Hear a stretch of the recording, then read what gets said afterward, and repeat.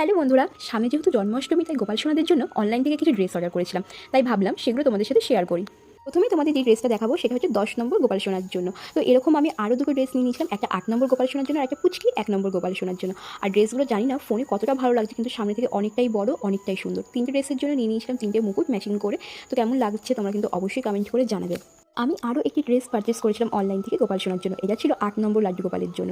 দেখো ড্রেসটা কিন্তু ছিল পুরোটাই নেটের আর সুতোর কাজ করা, সাথে নিয়ে নিয়েছিলাম একটা ওড়না পাগড়ি করে মাথায় বাঁধার জন্য। আর পুজো যেহেতু বেশি দিন নেই, তো এখন থেকে মা লক্ষ্মীর জন্য একটু একটু করে কেনাকাটা করে রেখেছিলাম। দেখো এখানে আমি তিনটে শাড়ি অর্ডার করেছিলাম, তিনটেই সেম বেনারসি কাপড়ের অফ হোয়াইট কালারের শাড়িটা ছিল।